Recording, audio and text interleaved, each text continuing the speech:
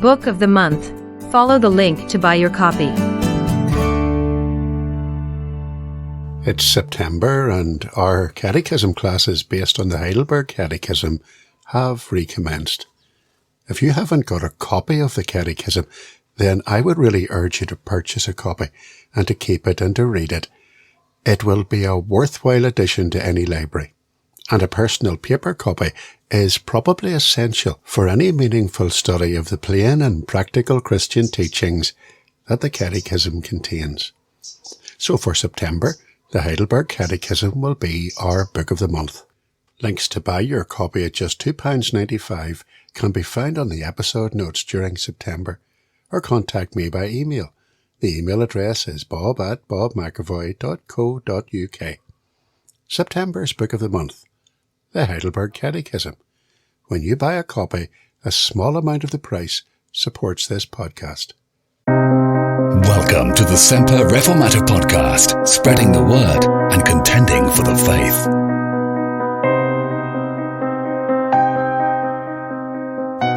These three Hebrew boys would be now in their early 20s. Shadrach, Meshach, and Abednego being cast into the fiery furnace. I'm sure you have too. I've watched children sitting, paying attention as a teacher has taught them this wonderful story and enthralled them. And I've seen the same children looking totally bored out of their mind as they hear the story for the fourth time. But it's a compelling biblical narrative, isn't it? Let's get one thing clear. It's not a myth. It's not an allegory. It's an actual historical event. It is historically anchored in the Babylonian culture of that day. And yet, because it reflects human nature, and because it reflects the despotic actions of tyrannical governments, and we've seen a little bit about that last week, and because it shows us the true character of Christian believers under pressure of persecution, this portion of Scripture is not just inspirational, it is instructing and challenging. So we're going to just look at this little end part. You already know what's happened. The king's angry. I suppose that's an understatement. We could say he's out of his mind with rage. After all, he's made a perfectly reasonable and simple request for a king. He's put up a statue probably of himself, a golden statue, and he has told everyone to bow down to the statue. Now, what's so difficult about that? What's so hard to understand? And after all, he is the golden boy. If you cast your mind back to last week when we looked at chapter 2 of this book, we saw that he is the human embodiment of the golden kingdom. Isn't that what Daniel told him when he revealed to Nebuchadnezzar the king's dream vision?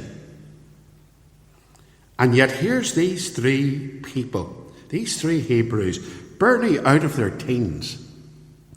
And when everyone else bows to the ground, when the praise band plays and everyone goes to their knees, these three youths have the utter temerity to remain standing. They refuse to bow.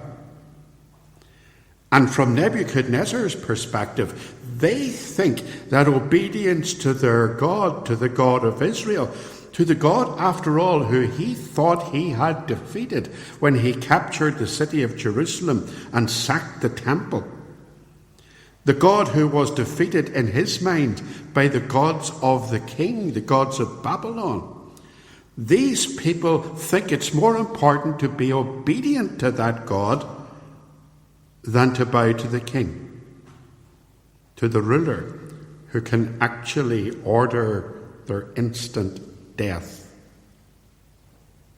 And he'd been reasonable. He'd given them a second chance. And instead of being grateful, there they are standing there, right in front of the king, infuriatingly insisting that no matter what he says or does, they will not bow down to idols. And nobody talks like that to Nebuchadnezzar. He's the king. He's the man who has life and death in his hands. So in chapter 3 and verse 19, we see his fury and his rage. He has been insulted in his royal majesty by these Hebrews. Look at verse 19. Then was Nebuchadnezzar full of fury, and the form of his visage was changed. Expression on his face has changed. That uncontrollable anger, that sense of indignation and outrage finally erupted into sheer hatred, and you could see it on the look on his face. You can picture in your mind the snarl on his lips, the narrowed eyes, the furrowed brow, the redness of his countenance as his blood pressure soared. You can see the fury, and you can hear the tone of his voice, for he spoke and commanded. Sometimes it's not just what you say, it's the way that you say it that conveys the true intents of the heart. Nebuchadnezzar spoke in command, and I wonder if his voice was conveying the serious trouble that these men were in. He orders that the furnace be overheated, 7 times hotter than normal. There's no mitigation here. If it had been modern days, of course, in a modern court, these 3 men would have had a solicitor to plead their case. Very often the role of a solicitor in such cases is not to try and prove that they are innocent, because they'd already admitted before the king that they just weren't going to do it. It would be to try and get some kind of clemency, a lenient sentence, to point maybe to the fact that they had an unblemished character record, to point that they were actually rulers in the civil service, that they had studied well and done well in their university level studies, that they had worked hard for this king, that they'd actually been rewarded by the king. Just in chapter 2, along with Daniel, they had an unblemished record. But Nebuchadnezzar didn't do mercy. He doesn't do clemency. He didn't reduce the tariff. He increased it. And in verse 20, he calls the special forces. He commanded certain mighty men of valor to come along and to arrest these people. These were the elite troops. These were the SAS of his day. And they're being called out to arrest 3 unarmed worshippers of God, and the death sentence is passed down from the throne. Shadrach, Meshach, and Abednego are to be bound and cast into the burning fiery furnace. There's no hesitation. There's no delay. Right away, the soldiers seize the 3 young men, and the Bible makes a point, which we will see the reason for in a moment or two, makes a point of recording that they were still in their clothes. Verse 21, it tells us these men were bound in their coats, in their hose and their trousers, and their hats and other garments. They didn't even have a chance to remove their hat or their coat. It was a case of get them into the fire and do it now. And he didn't care about the consequences. Those elite troops who took them to the fire actually were destroyed in the process of doing it. If you look at verse 21, therefore, because the king's command was urgent and the furnace exceeding hot, the flame of the fire slew those men that took up Shadrach, Meshach, and Abednego. Now, have I adequately managed to describe the anger of this despotic tyrant against these believers? Because that's what I've been trying to do. I'm trying to get you to understand how much he hates them and what they stand for. What have they been guilty of? They've been guilty of obeying God. And because they've been obeying God and not the government, they're going to be punished. What about us?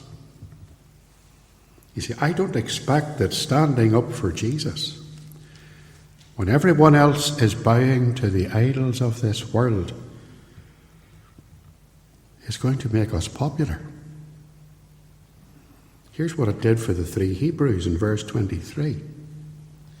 And these three men, Shadrach, Meshach, and Abednego, fell down bound into the midst of the burning fiery furnace. Where are they? They're in the furnace of obedience. You will be in that furnace, and so will I, if we obey God instead of man. You will get sheer hatred from people if you refuse to compromise. You will be in the furnace of blind fury and hatred from the world. You will get cancelled. You will get hatred from people on Twitter. That's if you're still allowed on Twitter. You will lose Christian friends who just want you to be reasonable. You will get shadow banned and mocked, and you will get called a dinosaur, and you will get threatened. Or as happened to me just last week, in a conversation that I wasn't even part of, but a Christian was having a conversation with other people, and these other people described me on Twitter as, and I quote, a tinfoil hat-wearing, right-wing conspiracy theorist whose views would make a Trump supporter blush. Thank you for your support. And I think in days to come it's going to get worse. We will be in the furnace of obedience. On the 10th of April this year, 2022, the Daily Mail carried a report about a Canadian pastor. You've heard about him.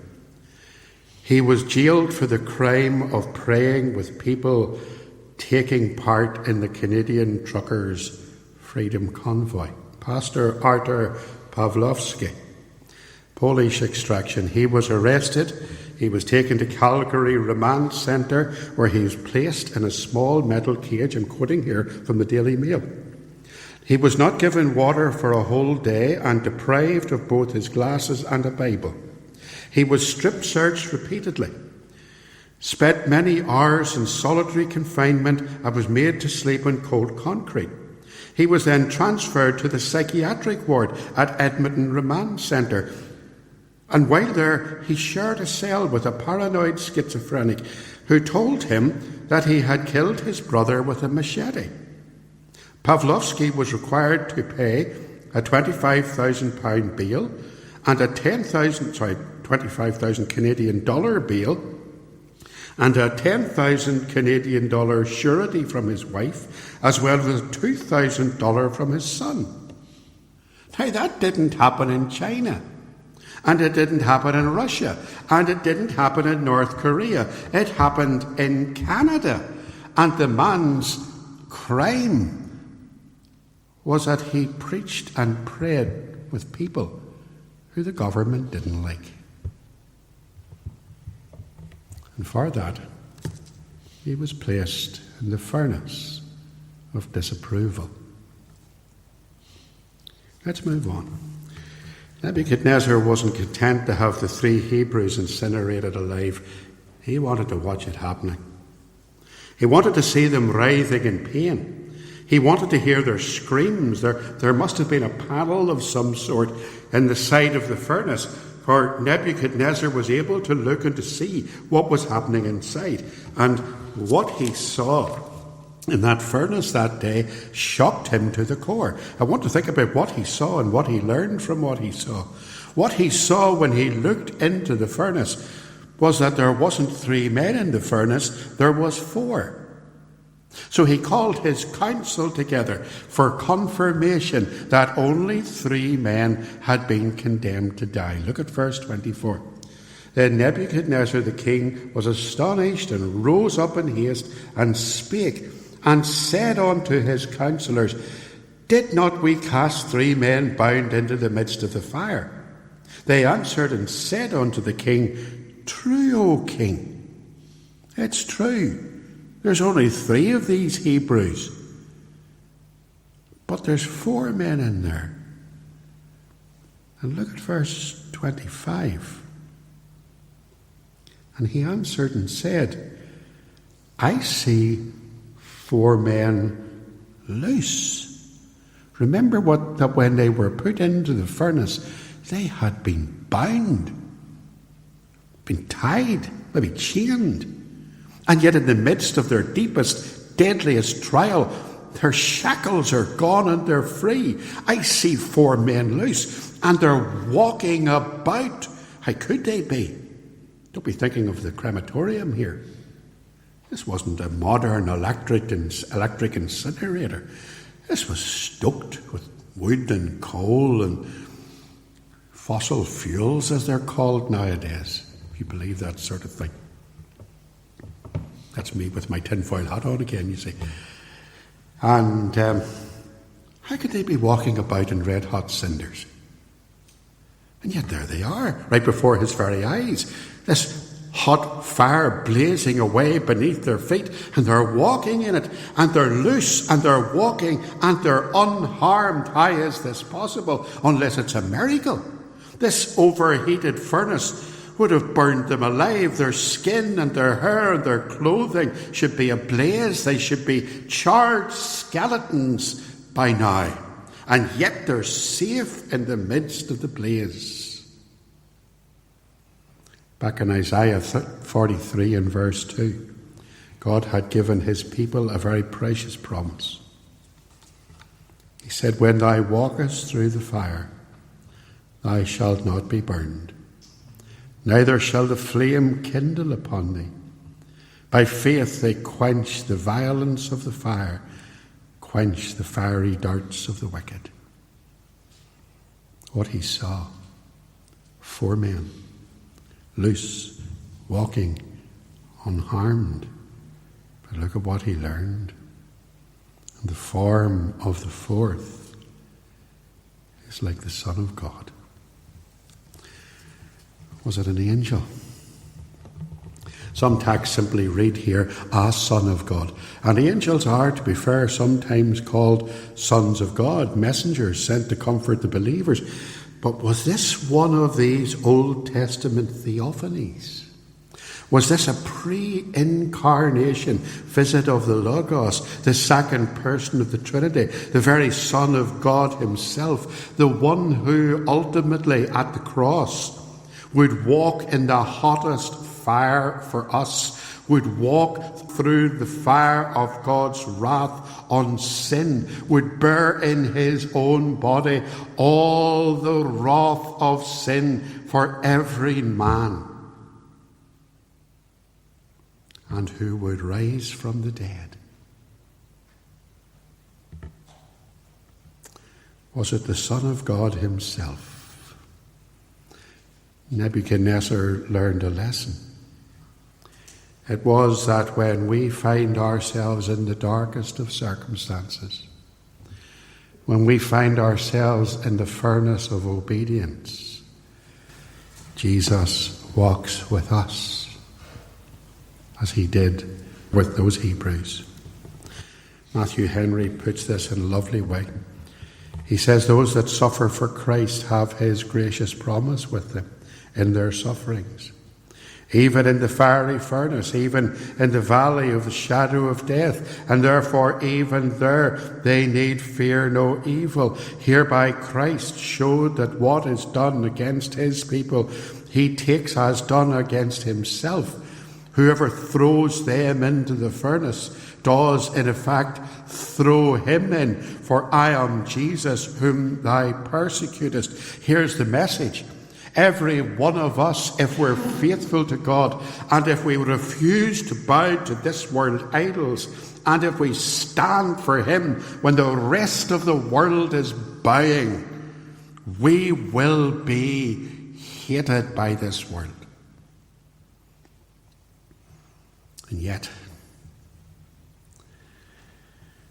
he walks with us. And Jesus goes through the furnace with us. Just as he did with Shadrach and Meshach and Abednego. And looking on, the king is jolted out of his self-generated, ego-driven rage. His mind blown by the power of God to save and preserve his people. Cries out to the furnace keepers to quickly quench the flames and bring the men out alive. Why is there not revival in our land? Why are people not realizing that there is a God who is able to save? Could it be that it's because the church is bowing down with the world? Could it be because the church is seen to be no different than the people of this world bowing to this world's idols? Because Nebuchadnezzar was shocked when he saw that even though these young men didn't bow, that he did not have the power over them that he thought he had, that there is a God who is mightier than he, and who walks with his children through persecution. Well, let's finally look at the state of these three men as they come out of the furnace. And look at how the king reacts to their preservation by God, because there's no evidence of harm on them. So complete was the protection that they had experienced while they were in the fire, that there is no sign of any fire damage at all. Look at verse 27. And the princes, governors, and captains, and the king's counselors being gathered together, saw these men, upon whose bodies the fire had no power, nor was an hair of their heads singed, neither were their coats changed, nor the smell of fire had passed on them. There's no evidence of harm whatsoever. Hair singes. It singes very easily, yet it's untouched by the flames. Clothes burn quickly. And yet, these Hebrews had been cast into that fire, as we noted, wearing their garments, which should have caught fire immediately. There was no fireproof cloth in those days, yet their clothes are still upon them and they are undamaged. And if you stand anywhere near a fire, you'll reek of smoke, won't you? Especially a big fire. Especially if it's on the 11th of July and you're at the bonfire. The smell of smoking, burning pallets and whatever else is in it. And you go home and you sit down and you take off your coat. You can smell the smoke still in your clothes. There wasn't a whiff of smoke in those Hebrews. God's preservation of his saints is always complete. It's always comprehensive. When he walks with us through the fires of persecution, he brings us through intact and untouched. Now, hold on a minute. Because some of you might be thinking that can't be right. Sure it can't. Because there are people who have been persecuted to the point of martyrdom. Of course there are. But didn't Job say, even if he slay me, yet will I trust him? may well be that our God in his sovereignty will decide to bring us safely to our eternal home. It may well be that in times of persecution, God will look upon us and he will bring us out of this world and preserve us through Jordan until in heaven we rest safe in him, unharmed and intact in his immediate presence. One day to have new bodies like unto Christ's glorious resurrection body in a new heaven and a new earth. Or it may be that he will leave us in this world and bring us through as he brought Shadrach, Meshach, and Abednego through. But the effect upon Nebuchadnezzar is profound.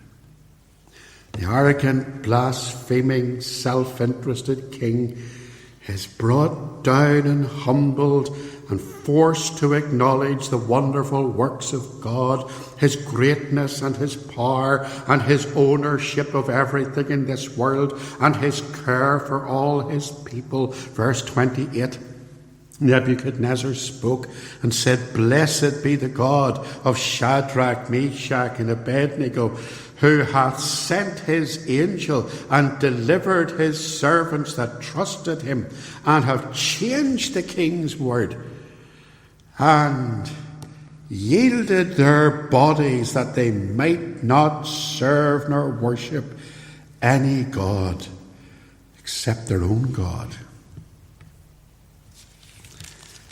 He's not a Christian yet. He's not a believer, not just yet. We need to wait to chapter 4 to see that happening. He still needs more humility. He needs to be brought to his knees so that out of the depths he will cry out unto God. But right now he's learned a valuable lesson, that there is a God who is more powerful than he is, and who walks through times of difficulty, who walks with his people, even when they go through the furnace of obedience.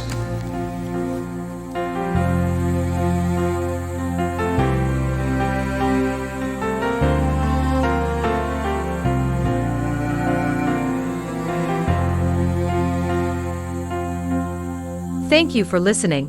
If you've enjoyed this episode of the podcast, please help to make it better known by opening the podcast app on your phone or mobile device. Then, search for the Semper Reformata podcast. Subscribe and give it a 5-star rating. See you next time.